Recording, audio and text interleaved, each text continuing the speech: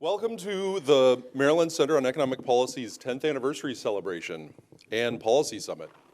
I think I know most of you, but if you don't know me, my name is Benjamin Orr. I'm the founder, president, and CEO of the Maryland Center on Economic Policy, or you might hear us call it MDCEP or MDCEP. We are dedicated to the idea that every Marylander should be able to achieve their full potential in a healthy economy that offers a widely shared and rising standard of living. And we've got an exciting program for you today, expanding on that vision of our state. And first up in our program is a message from State Comptroller Learman. Brooke Learman is the 34th Comptroller of the state of Maryland and the first woman to be independently elected to one of our state's constitutional offices. She is an attorney by training, practicing as a civil rights and disability rights lawyer for many years, and prior to her election as comptroller, she served for 8 years as a member of the House of Delegates representing part of Baltimore City, actually right around here. While in the House, she spent time in leadership roles on both the Appropriations Committee and the Environment and Transportation Committees, and additionally was the House Chair for the Joint Committee on Pensions, sat on the Joint Committee on Ending Homelessness, and founded the Maryland Transit Caucus. As comptroller, she is dedicated to creating a Maryland that is more equitable, more resilient, and more prosperous so that all Marylanders can reach their full potential. Unfortunately, she is not able to join us in person on today, our rescheduled date, but she was gracious enough to pre-record her remarks for us. And so we'll show those now.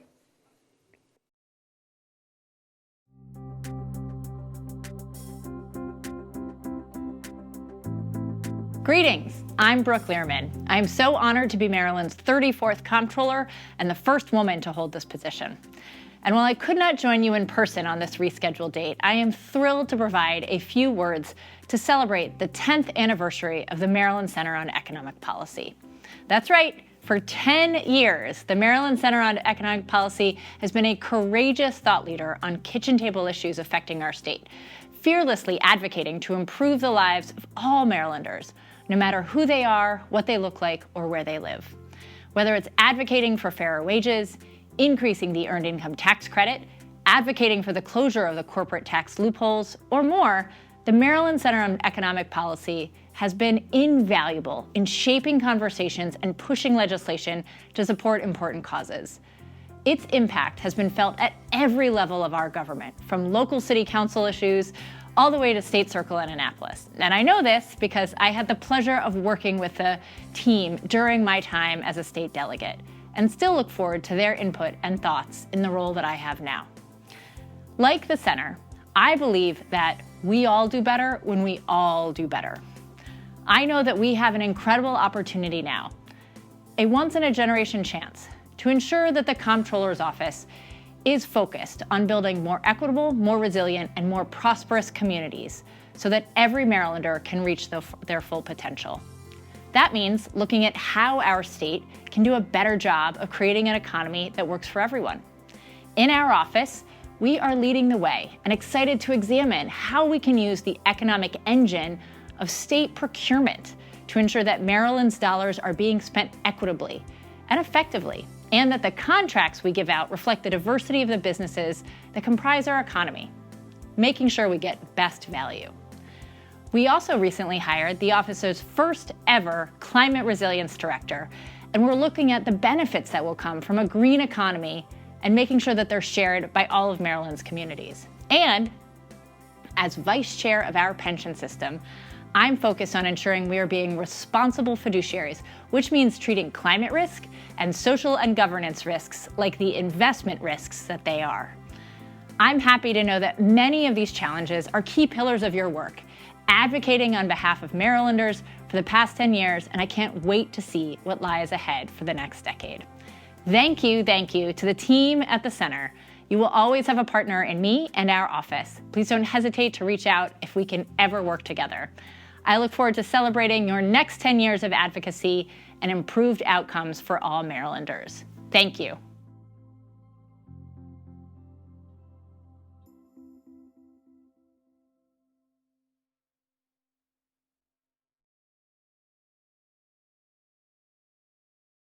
So obviously, if she was here, I would thank her deeply for those kind words. It's really been a pleasure working with Comptroller Learman, and we look forward to many more years of co-creating that Maryland that works for everyone. We're celebrating 10 years. When I started this organization a decade ago, I didn't know that we'd ever see this day. In fact, as I was reflecting on my remarks, I realized that the longest I'd ever held one job before founding MDCEP was 4 years. What I did know was that I was about to be laid off for the second time in 2 years and didn't want to go through that again. I knew that Maryland needed a trusted source for reliable, equity-centered research and analysis about state fiscal policy and other economic issues. I knew that Maryland could do better for its residents than the status quo of 2013. I knew I already had many of the relationships with partners and funders that we would need to succeed, some of whom are in the room today. And I knew that there was no way that I could do this by myself. So I drafted a business plan, I pitched it to funders and local and national partners, and I hit the sidewalks and tunnels of Annapolis. I was able to finally hire my first employee 6 months in, and we've steadily added to that number to today. There are now 8 of us. Our budget has grown from $150,000 to more than $1 million. And in that time, we've been a critical part of many positive changes at the state and local level. We've passed multiple increases to the state's working family tax credits, most recently to include immigrants who work hard in low-paying jobs. More than 400,000 Marylanders are better able to make ends meet each year because of these credits. We raised the state minimum wage to $15 an hour and then sped up the implementation of that increase. We required most employers to provide 40 hours of paid sick leave, just 2 years before the biggest and deadliest pandemic in 100 years hit Maryland. We created the state-run paid family and medical leave plan that will start benefiting expectant mothers and people dealing with serious medical issues in 2026. We created an affordable housing trust fund in Baltimore City. We expanded the number of school kids being fed every day, better preparing them to learn. We implemented measures to reduce prescription drug costs. We blocked tens of millions, if not hundreds of millions, worth of cuts to critical state services. We worked with advocates in the legislature to find the funding necessary for a game-changing investment in public education, ultimately putting about $4 billion more into our schools every year. And we passed laws that make government more transparent. I am deeply proud of these successes, but more work remains. 6% of Marylanders still lack access to health care, to health insurance. Housing remains unaffordable in most corners of the state, and there's nowhere in the state where a person can afford a 2-bedroom apartment working full-time for the minimum wage. Our tax system remains upside down, meaning the most well-off pay the smallest share of their income in state and local taxes. Child poverty remains unacceptably high, with 187,000 children continuing to live below the federal poverty line and many more struggling just above it. And all of these issues are exacerbated by our society's failure to adequately deal with racism, sexism, misogyny, and xenophobia. That is why I'm so pleased we are hosting today's event and these conversations. The conversations you're about to hear will challenge you, give you food for thought, and we hope provide another brick in the foundation of a just economy and society. Our second panel will focus on the progress we've made creating quality jobs for everyone, but also the current struggle and future challenges that remain in the workforce arena before we can truly say that we have an economy that works for everyone. But first, we're going to hear from 2 national experts discussing the racist history of property tax caps and how they've been weaponized against communities of color. Before I introduce our moderator for this conversation, I'd like to take a moment to say thanks. As I said before, I knew all along I couldn't do this alone, and that includes this event.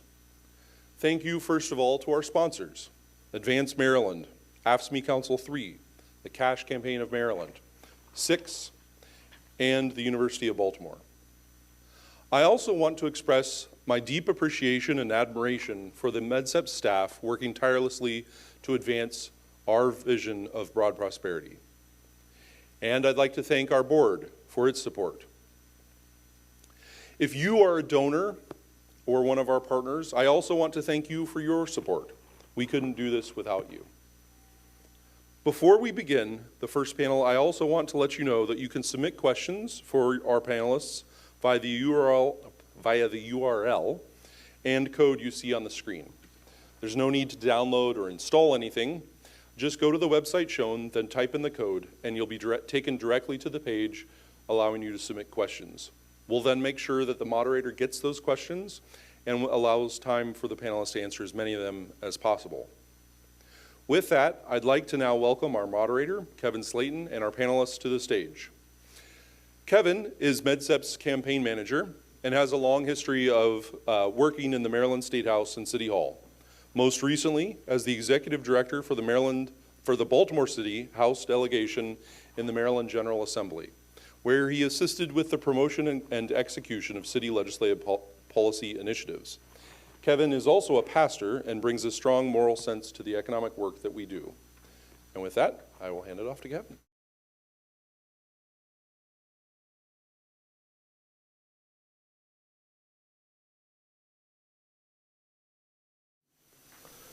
Good evening. Good evening. Come on, people. Wake up. Good evening. It's not so bad. It's cloudy outside, but it's great in here. This is 10 years. Congratulations, Ben. It's an absolute honor to work with you. It really is. As well as my colleagues. 10 years is dedication to anything is pretty rare these days, right? So I'm glad to be joined by our panelists today to discuss the racist history of property tax caps, which is something I don't think most folks tend to think about. Where's Augustus? Augustus and I were talking before coming in about how in the political climate, folks tend to get caught up on what are called the hot topics, right? Abortion, those issues that attract your attention. But so much of what really impacts how we live as a society and a community comes down to the economics, where the dollars are spent. And so I'm very glad to have them join us. And since I have only given your titles we gave here, I want to allow you to take a minute or two to introduce yourselves. So first, we'll hear from Kamolika Das. She's the Associate Director of Local Taxes with ITEP. Share us a little bit more about yourself. Push it up. Hi, everybody. Is that too loud? No, great. It's nice to meet you all. My name is Kamolika Das, Associate Director of Local Tax Policy at ITEP, Institute on Taxation Economic Policy. ITEP's mission is to make our tax systems more equitable and sustainable. I've been at ITEP for about 4 years. I was on the state team earlier, and then just have been kicking off this local tax policy team starting in January. And really what we do is we analyze proposed legislation by income and then race and ethnicity. And so prior to ITEP, I was at the DC Fiscal Policy Institute and then also Prosperity Now.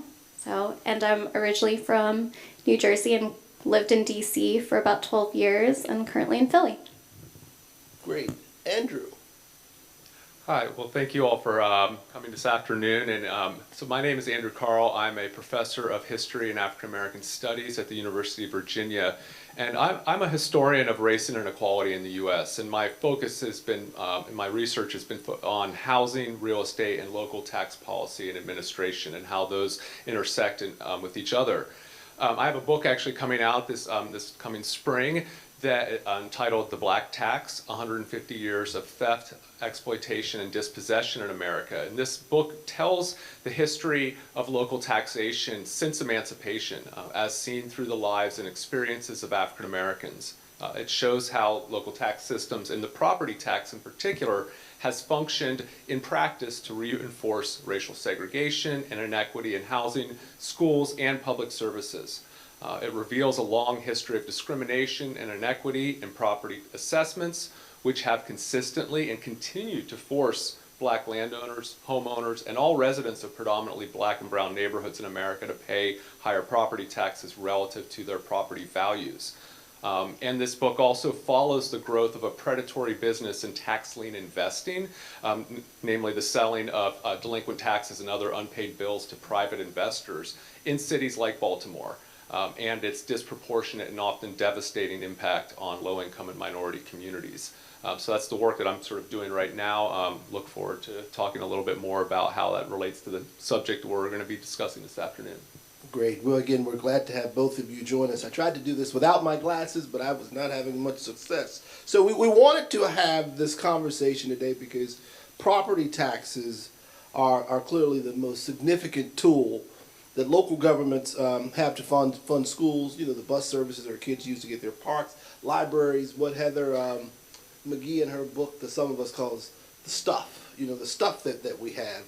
But there are artificial limits on property taxes, and they can actually starve communities of the resources that they need in order to thrive over time, leading to even worse outcomes, particularly for students and other folks who are depending on this stuff. We have seen this particularly in Maryland from our research in 5 counties, Anne Arundel County, Montgomery, Prince George's, Talbot, and Wacomico counties. They all have various types of limits on how much the county's revenue from property taxes can actually increase within one given year. And particularly here in Baltimore last year, a dangerous and thankfully failed proposal would have slashed the city's property tax rate in half. It's a lot of scrambling to make sure that that didn't happen, and it would have ultimately cost the city more than $400 million per year, more than the city's entire share of contributions for public education, public school funding. And so in Wacomico County, additionally, their strict cap on property tax revenues has meant that county revenues have often gone up slower than inflation, causing business leaders there to raise concerns about the impact on public schools and other county services. And as with aspects of public policy, we know that the harms of these policies tend to disproportionately Black and brown persons here in the state of Maryland. One logistical note as we move into the conversation, I want you to know, again, to reiterate what Ben said, we're going to take audience questions later on in the program, so you can submit your questions at any time using the link and the code shown on the screens here. So feel free to get your questions together. I'd like to start this conversation, you all, by grounding it in its historical context. Andrew, why do we have property taxes at all? And could you share some background about the early history of property caps and how these first policies were linked to the pushback against the rights of Black folk, particularly during Reconstruction? Sure. So, I mean, property taxes are really one of the oldest taxes we have here in the U.S. And throughout much of the 19th century, it was really the main source of public revenue for states and localities. And I think it's also important to sort of, keep in mind that in theory, a property tax is a tax on wealth. But in practice, it's really been a tax on really only one type of wealth, which is land, homes, real estate. And one of the things, and that's also significant as well in terms of thinking about how this has worked in practice to be really sort of regressive in practice, is how it's also become a local tax, one that is administered both administered and collected and distributed at the local level, and those are all significant factors in many of the inequities that we now are dealing with today. But really, the sort of this push to place statutory limits on tax rates and assessments can be, the early instances of this really, arose in response to the struggle for racial democracy in the wake of emancipation and during the period of Reconstruction. In particular, we saw, in the South and southern states during Reconstruction, as they were, dealing with innumerable needs, and the need for social services, the need to establish a public educational system where none had previously existed, the need to rebuild a devastated region. one of this, that required revenue. And one of the things that Reconstruction governments began doing was actually sharply increasing taxes on land. And much of which at the time still remained in the hands of plantation owners, those who had fought to preserve and extend the institution of slavery. But at the same time, the introduction of meaningful taxes on property during Reconstruction also forced many small white landowners to pay taxes, many of them for the first time. And this in turn created a political opportunity that the Southern white aristocracy, the ruling class in the 1870s really worked to exploit for gain, and to stoke popular opposition to Reconstruction, to essentially convince poor whites that they shared the same interests as the wealthy elite and they had the same problem, namely taxes. We see during Reconstruction really the first instances of kind of taxpayer identity-based political movements. Taxpayer leagues were being formed, oftentimes by wealthy elites, the South's ruling class, but very much appealing to, say, small landowners, middling farmers, and really trying to appeal to their pocketbook concerns in order to build a kind of cross-class but white supremacist political movement. They crafted this message to whites, that their tax dollars were being spent on educating and uplifting black people at their expense. And the solution would be to overthrow Reconstruction. So, tax issues were actually, very much a part of that sort of, the sort of concerted campaigns to overthrow Reconstruction. And one of the outcomes of that was soon after, you began to see white supremacist governments reinstalled in southern states, efforts to not just, roll back those property taxes, but also place these caps on future increases, caps on increases in property assessments and increases on tax rates. Alabama was the first state to do so in 1875 when it adopted this hard cap on property assessments and tax rates. This not only drastically reduced public revenue from property taxes, but it made it impossible for state and local governments to ever increase taxes in the future. And again, this is significant because at the time, black people were still voting and commanding large majorities in many counties across the Black Belt. And it was unclear what the sort of future of African Americans' political participation in these southern states would be. So in a sense, kind of placing these tax caps, writing them into state constitutions became a way of putting structural barriers that would prevent local governments, especially those that might have in the future be electing African Americans to local offices, from ever being able to increase taxes in this manner in the future, kind of aimed to lock in those tax cuts that the white redeemers who overthrew Reconstruction had enacted in the first place. So again, this is a very much a sort of, this history of property tax caps has been very much in line with this sort of struggle over democracy in America, and really have been seen consistently to be campaigns aimed at sort of rolling back the will of local democracy, people at the local level, especially from being able to realize their own political objectives and to have the revenue they need to better their communities. I want to shift just a little bit. Kamolika, if you could just share with the audience, overall, why are property taxes important, but also how does that particular property tax compare in its relation to other taxes with regards to equity?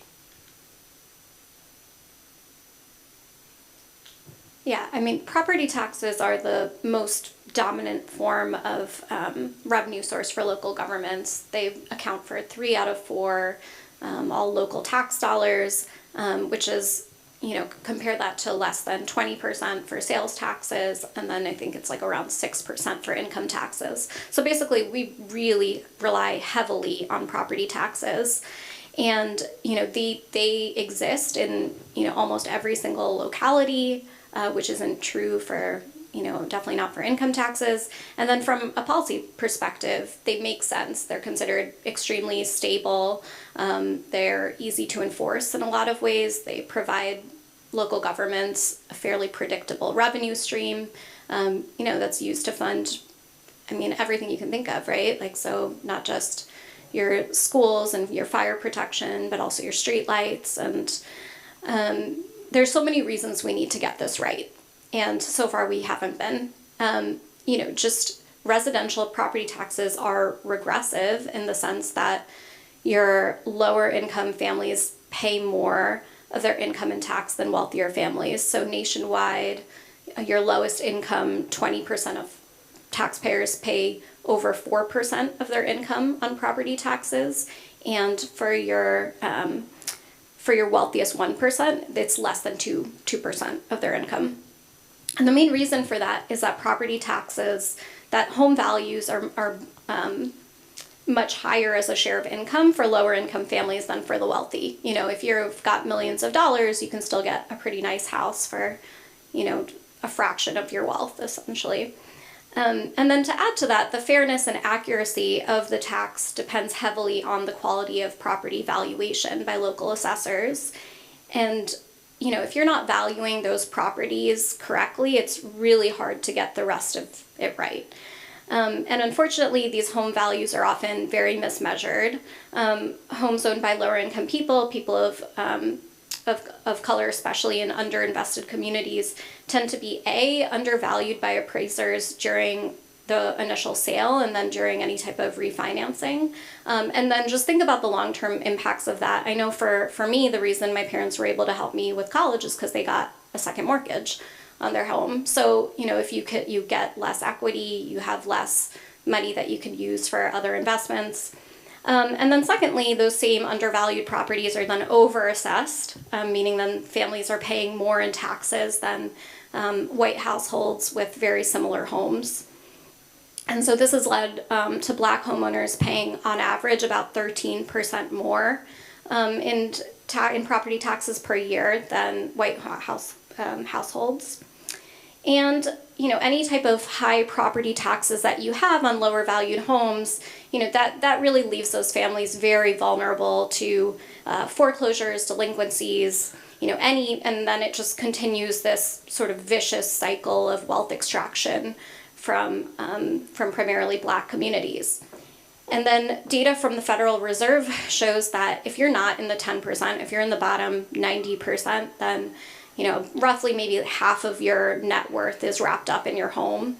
And if you're in the top 1%, or if you're in the top 1%, then that's really only like 13% of your wealth. So basically, any of these misassessments or anything like that, it just has so much of a bigger impact on your wealth if you're low and middle income. And then the other, just very generally speaking, property taxes are very disconnected from ability to pay. If you think about it, if you bought your home and then you suddenly, lost your job, or if you're a senior on a fixed income or on disability, you suddenly have a disability, any of that, your property taxes don't change. And this is, very important, especially for people in the gentrifying areas where all of a sudden, those assessments are skyrocketing. It's definitely true for renters as well, which people don't often think about because, it's pretty much shown that landlords often pass on some portion of that property tax to renters, even if you don't necessarily see it. And so I guess the point is, it's not that nobody is denying that this can be onerous for certain households. The problem is that the solutions that we often hear about, that a lot of state policymakers come up with, are just extremely costly and really poorly targeted, and generally speaking, just really concentrate wealth at the top and really does very little for a lot of vulnerable communities. And so if you think about, what ends up happening if you cut property taxes, is that they have to make up for it somehow, right? Localities with lower property taxes often end up having higher consumption taxes, which are very, very regressive. If you just think about, everybody needs to pay for certain goods, and then, your lower income folks end up having to pay a bigger portion of their income on basic necessities. And so reliance on those consumption taxes, tends to be particularly high in the South. And, I think if you look at like you asked about the comparisons. So income taxes tend to be, far more progressive because that's very much obviously based on ability to pay. Unfortunately, they're very, very underutilized. Only 18% of localities have income taxes. That said, where they exist, they actually are really meaningful, and they can make up about a quarter of that locality's revenue. And so there's just so many ways that we could be fixing the property taxes we have, but then also changing the reliance, lessening the reliance on sales taxes, and then increasing our reliance on income taxes. Thank you. Andrew, your perspectives on just a historical perspective around Reconstruction was beneficial, but when we looked at some of the banking tools coming into the 80s and how they began to impact how folks move and navigated communities, particularly around property tax, I'd be interested to hear your thoughts on those caps, particularly during the 1980s to present day, or more. Yeah, and I think just to sort of add, I mean, the regressive features that we see of the property tax today in terms of, the way in which low-income and minority neighborhoods are over-assessed are very closely tied to the introduction of these property tax caps and other tax and expenditure limitations. And I can sort of explain a little bit of the sort of more recent history of this, and just to also, again, situate this within sort of a political movement toward the right, since the 1980s. In many respects, the tax revolts of the late 1970s are integral to understanding the current political moment we're in today, as well as really understanding the sort of the shape of state and local tax policies and practices today. And in many respects, the kind of history of those tax revolts in the late 1970s that were happening at the state level, which were all key to the property, public unrest over the burdens of property taxes, bore really striking similarities to those campaigns for tax caps that I just mentioned during Reconstruction. That it was very much kind of pocketbook concerns of working and middle class families during the 1970s that provided an opening for pushing through massive tax cuts that mainly benefited large businesses and wealthy individuals. And that story, many of us might know, begins in California in 1978 when the state's voters enacted Prop 13, which was a massive across-the-board rollback of property assessments and a cap on future increases. And Prop 13 really came in response to soaring tax bills for average homeowners and state lawmakers' failure to really do anything to relieve the burdens. Anti-tax activists in the state exploited average voters' frustrations to put this measure on the ballot and then to get it passed by a large margin. And as was the case during Reconstruction, supporters of Prop 13 built support by stoking racial animus, peddling myths about welfare queens living lavishly at taxpayers' expense, of strapping young bucks who were buying T-bone steaks with their welfare checks while you, the hardworking white voter, were forced to make do with hamburger meat. I mean, I'm literally quoting directly here from stump speeches given by Ronald Reagan, who became president in 1981. I mean, this was very much sort of tied in with a broader sort of rightward turn in American politics, and it was all very much geared toward convincing the public that the way to sort of relieve their own sort of very real sort of household, pocketbook concerns was for these massive tax cuts across the board in ways, again, that would predominantly, aid, wealthy individuals and corporations while providing modest relief to average homeowners. One of the most significant things that we would, you saw in California and then soon after in many other states that followed their lead was that these tax cuts, these tax caps, really sort of shifted the distribution of the incidence of taxation. Who was, how much, households were paying.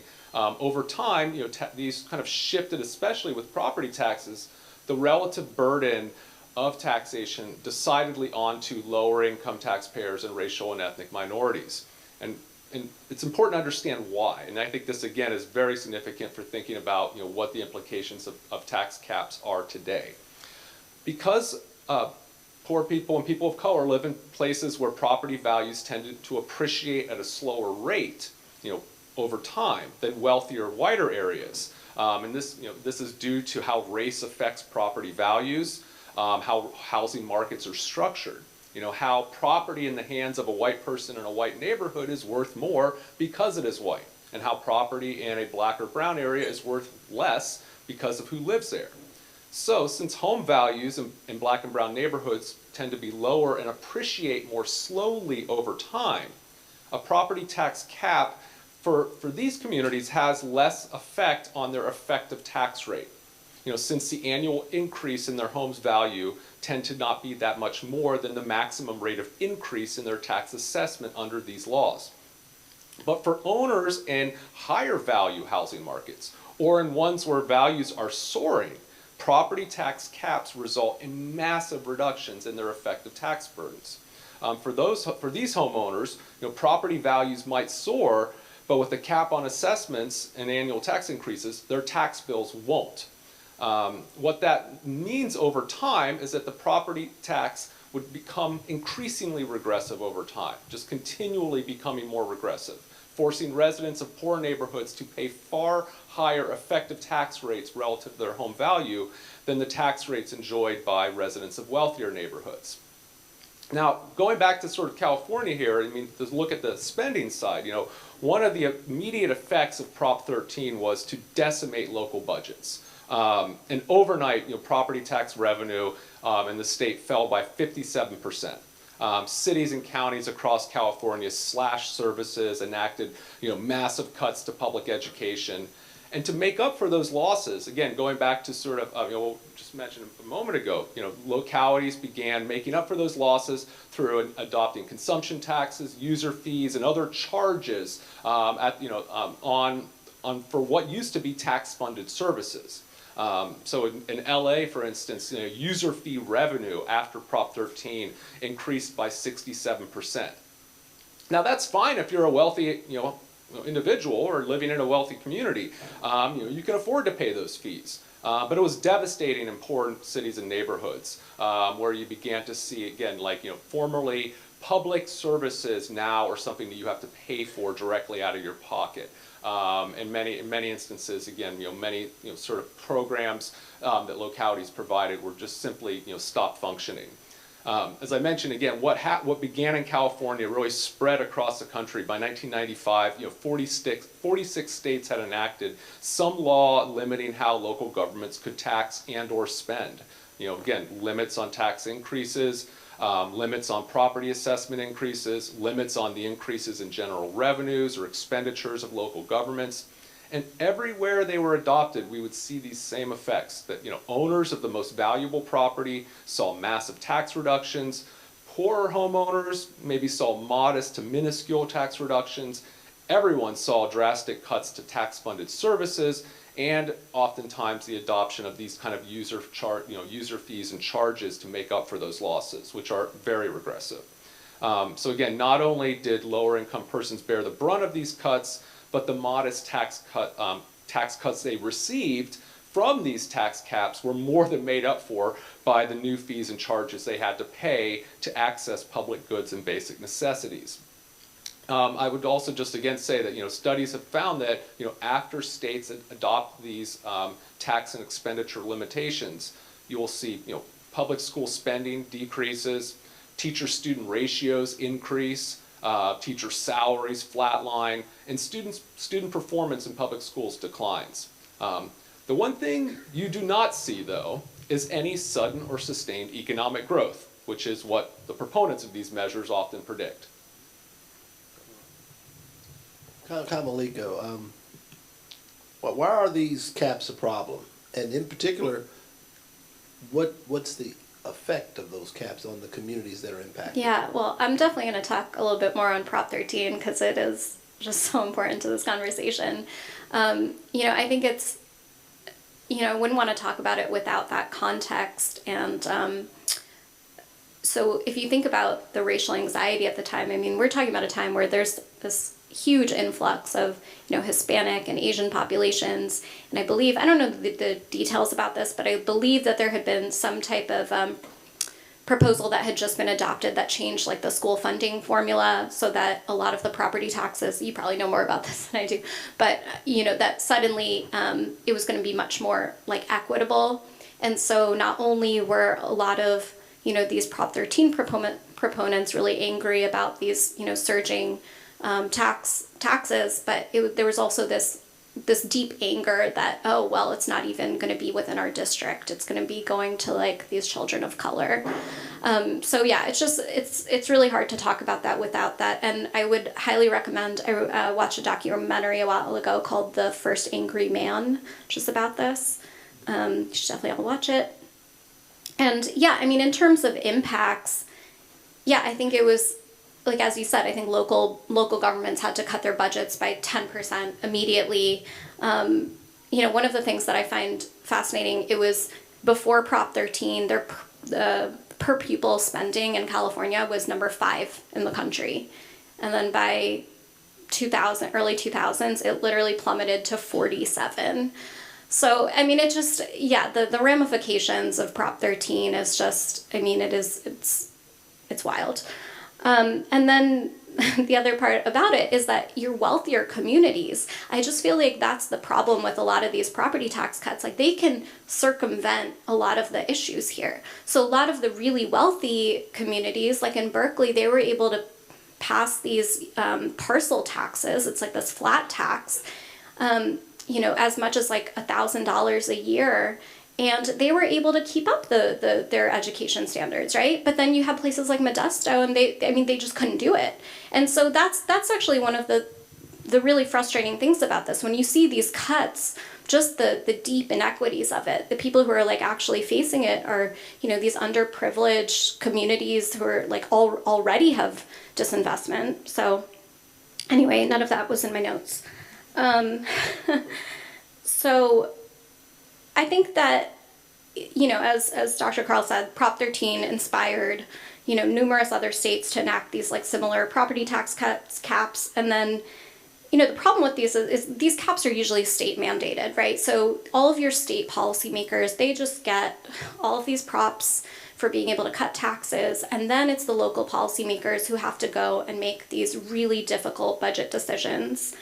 And we talked a bit already about like the caps on assessed values and how they really provide zero benefits to homeowners whose home values are usually stagnant and declining, and that's usually people in lower income communities or in rural communities. It also means that neighbors with similarly valued homes could pay shockingly disparate taxes. And it also distorts the market in the sense that long-term owners will feel trapped. They won't be moving as much. And so you have, younger homeowners who either like can't find homes, or if they do, they're paying a lot more than their neighbors. And then artificially holding down the property tax bills for older homeowners means, like more of that responsibility is on the new buyers. And then it also changes a lot of the incentives for policymakers. For example, if you're a local policymaker and you realize that I'm not going to be able to get that much revenue from property taxes, it makes a lot more sense to change zoning a little bit, so maybe instead of having as much residential development, you're going to start zoning for, commercial, get some like big box retailers in, you're going to hope to get maybe some more sales tax instead. And so, I am not implying by any, I'm not saying that that's the only reason we have a housing shortage. There are millions of reasons we have a housing shortage in this country, but it definitely does not help. And then also the other type of property tax cap is preventing localities from increasing the overall property tax collections beyond a certain annual amount. And so, for example, we saw this in Massachusetts. It was in 1980, Massachusetts adopted a cap that prevented municipalities from collecting more than 2.5% more than the year before. And this is really silly because because the costs for local governments aren't capped at 2.5%. You know, the local governments, you don't have a sudden 2.5% cap on employee health insurance or heating buildings or, you know, gas for fire trucks or anything like that. So it just kind of creates a system where local governments just over time have, you know, a larger and larger, you know, budget gap. And so, yeah, in Massachusetts after that, there were, I mean, huge teacher layoffs, firefighter layoffs. They had to shut libraries, senior centers. There was like one town that turned its streetlights off entirely. And yeah, I guess like more generally though, taking a step back, property tax caps are, you know, they're an issue for different reasons at that very, and then, you know, at a really basic level, if you think about the fact that a lot of communities of color have been really shut out from, because of systemic discrimination, have been shut out from private sector jobs, right? Private sector jobs provide, you know, private like health insurance and have like retirement benefits, things like that. And so, you know, often public sector jobs that are often unionized and include benefits are just really important for middle class Black workers. So these budget cuts and layoffs overwhelmingly hurt Black workers who are overrepresented in that sector.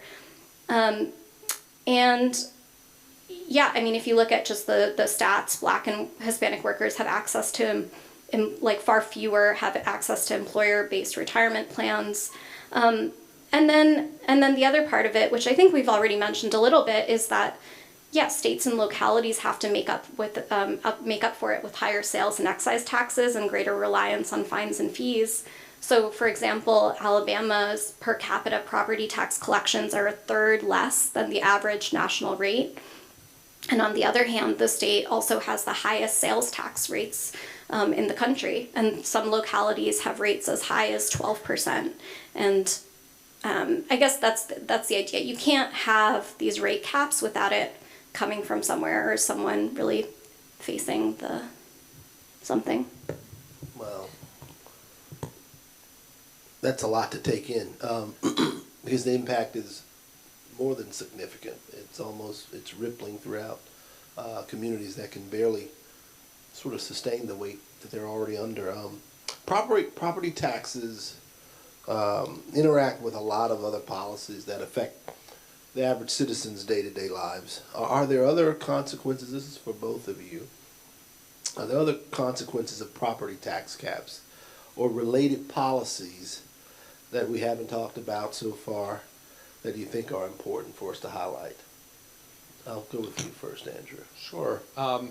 Yeah, I've been following some of the debate here in Maryland in terms of you know, the proponents and the predictions that have been issued in terms of what, say, a property tax cap could mean for Baltimore. And I can just say one thing is, you know, property tax caps have consistently proven to not do what their proponents say they'll do. They do not make government more efficient or more accountable.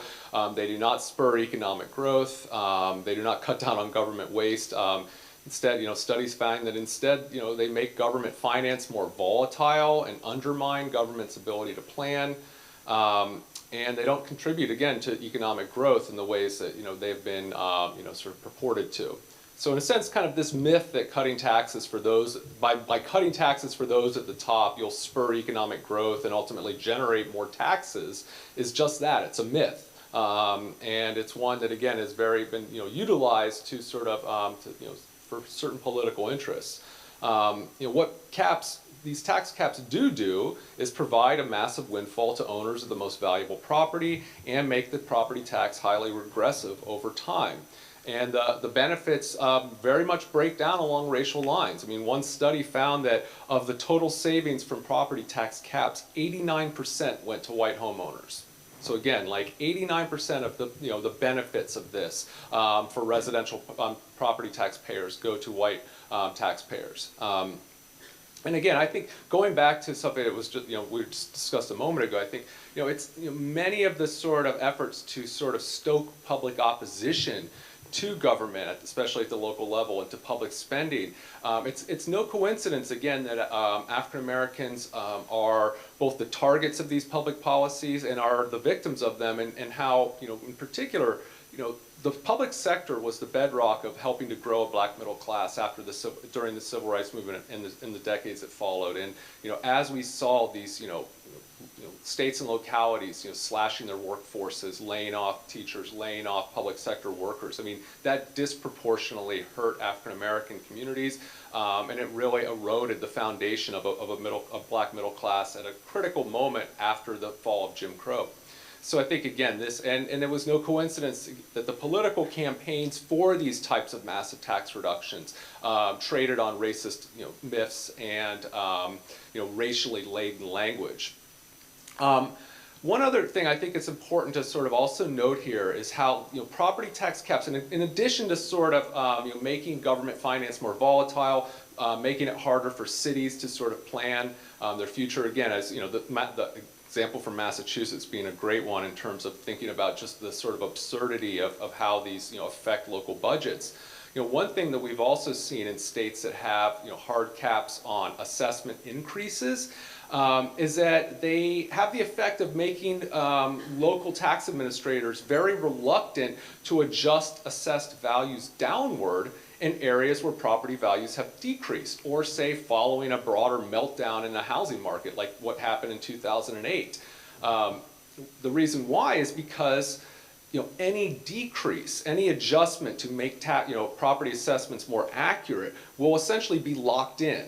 The local tax base will be shrunk and it won't be able to grow again because of these tax caps. So what usually happens is that even if, say, you're a resident in a market where property values are going downward, your tax bill usually doesn't, and that's by design because local administrators will just rather kind of wait it out, maybe hope that it'll rebound, rather than adjust property taxes downward because you won't be able to make up for those losses in the future. So we saw in Detroit following the Great Recession a real property tax foreclosure crisis that was due in large measure to the fact that low-income homeowners were being grossly overtaxed on their homes, far in excess of what the state constitution mandated assessment rates should be. And the reason why was because the city of Detroit was reluctant to adjust those assessments to more accurately reflect property values. So the point, and it just has all these perverse and effects that uniformly, consistently work to the disadvantage of low-income communities. And I would just sort of end, my final comment is I would just say, that these attempts to place statutory limits on how much local governments can tax and spend should be really understood as an attack on democracy. These property tax caps by design aim to limit how the public can have a say over tax policy by putting statutory limits on tax levels that cannot easily be changed by lawmakers or by voters. It's really about placing constraints on democracy. And so again, I think this is really something to sort of think about the fundamentals about what these are about. Kamolika, any other consequences of the property tax cap for I guess one of the main things I want to make sure we cover is property tax circuit breakers, just to really show that there are alternatives that make a lot more sense. So, usually, like I said, I think a lot of these property tax caps are really costly. They're not well targeted. And I think reasonably there are, some certain households that that could use help in paying these property taxes. And so they're, I think, adopting more generous and targeted circuit breakers. So a circuit breaker is basically, it protects taxpayers from a property tax overload, kind of like an electric circuit breaker. When a property tax bill exceeds a certain portion of a household's income, then that circuit breaker reduces property taxes in excess of, a certain amount. And so that it just makes a lot of sense. Like if you are able to actually have it. Oh, sorry. And I think that there are, there's certain difficulties with it, especially mostly like outreach. But there are certain things that we can do that make a lot more sense. And I think it was my colleagues Kahrl and Brickisha recently wrote a report on circuit breakers, so you can see some more details on that there. And then I also just want to point out that, I think it was like, again, Dr. Kahrl would know more about this, but I think it was like late 1800s, early 1900s. Property taxes back then were, so much broader than what we think of today. Now we really just think of property taxes as real estate. But, before it included all sorts of intangibles like stocks, bonds, cash on hand, like interest and partnerships. And it just is. So basically what we've been left with makes up a large share of middle class families' wealth. And what we no longer include is what, your really wealthy households have. And so really we've gotten into the system where we tax, people say like, that we should ban taxes on the wealthy or something like that. But we already tax wealth for middle income families. We just no longer tax wealth on the wealthy. And so just trying to think about how ahistorical this time is important. Great. We're going to shift gears a little bit to hear questions from our audience. And so while we're getting that together, go ahead and get your questions together. I want to ask you one last question, both of you. We've talked about solutions. We've heard about the challenges that the property taxes, particularly caps, are creating. What is your advice? What should state and local policymakers be thinking about if they want to make property taxes more equitable, more, as we like to say here, fair? Sure. I think one thing I'll just say is that problems with the local property tax are really greater than what any local government or any state for that matter can solve on their own. Cities like Baltimore struggling to raise revenue to pay for vital public services is really the predictable result of both the kind of federalist fiscal structure we have in America and decades of defunding of local governments at the state and federal level. This again was part of the Reagan Revolution of the 1980s. We really saw drastic decreases in funding for state and local governments, and cities in particular, cities with large minority populations, cities that were suffering from economic contraction, from deindustrialization, were the ones that were most adversely affected by this kind of pushing of responsibilities and pushing of costs down to the local level. It exacerbated these inequalities between places. So one thing again to sort of recognize here is that a sort of underlying all these problems here is the need for moving this sort of way in which local governments are funding out to higher levels of government. Ways in which we can we cannot sort of have local governments become simply relying on their local tax base, especially those that are suffering from population loss and disinvestment. It creates this sort of vicious cycle that can really only be reversed by increases in federal reinvestment in the most economically disadvantaged cities. And I should just say, the U.S. is the only federated nation in the world that does not have some form of revenue sharing across localities. Germany, India, Canada, Australia, all these nations have systems in place to ensure that there's not going to be vast disparities in the local tax bases and the ability of localities to have the revenue they need to spend on the services that their citizens need. And so I think this, again, is something that needs to be sort of put into this sort of conversation here as well. Yeah, I'll say that I think there's sort of the low-hanging fruit, and then there are more ambitious ideas. So I think in terms of low-hanging fruit, I think that we should be able to get the assessments right. Like, I think that whether it's just, trying to come up with, more concrete criteria to root out any type of discretion.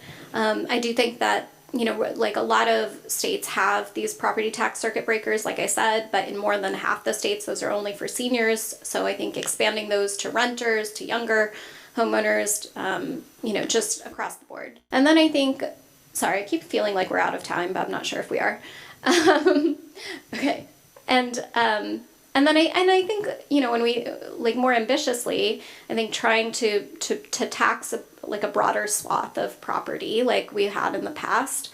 And I think that the hardest of all would be sort of overcoming some of the supermajority requirements that a lot of places have, that we can actually increase, adopt income taxes, especially graduated income taxes, and then that would just take some of the pressure off of property tax and especially off of consumption taxes, so that we can just have a much kind of more equitable system overall. And that would, I just feel like the big issue that I think we're talking about here is how a lot of the property tax caps result from, some understandable anxieties, but then really the solutions just concentrate wealth and just make all of our problems so much worse. Now we're going to get some of our questions. My colleague Jasmine is going to help us out by sharing what you've submitted. Yes, so thank you so much for the panelists and speakers. We have a couple of questions related to more of the technical aspects of property taxes. So if you could share a little bit more about how property taxes work, or perhaps share some resources that you all think would be helpful for people understanding. Just to give an example, we had some questions relating to the differences between city and county taxes, and then also, for example, how often can property taxes be increased in a year?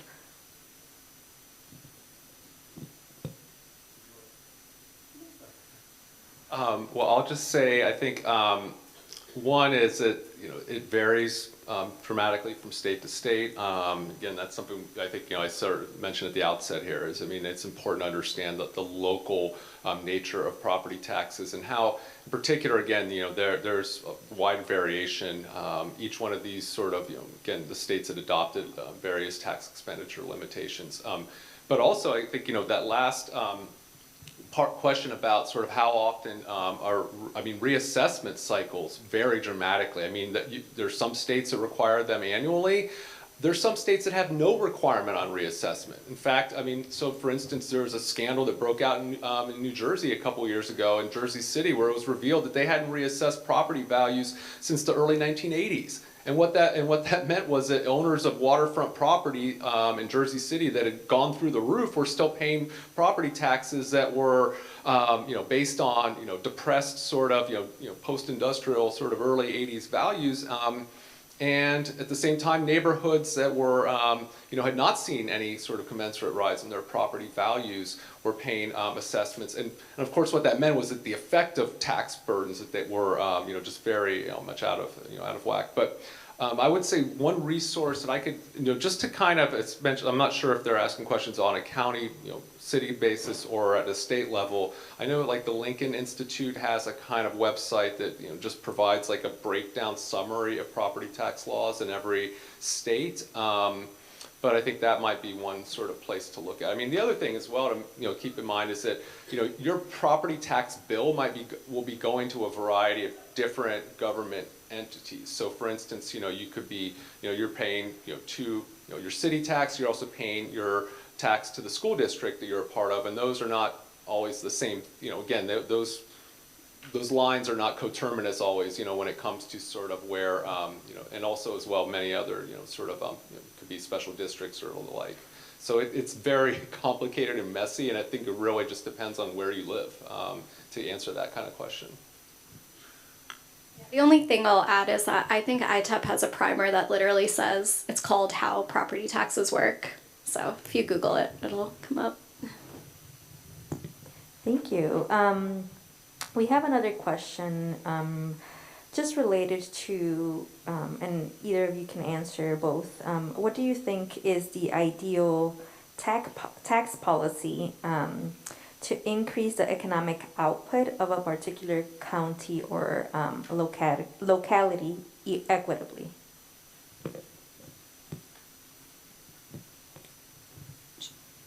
All right. Well, I'll just I think one of the main things that more localities could be doing, which unfortunately many of them can't do legally, is having graduated property taxes.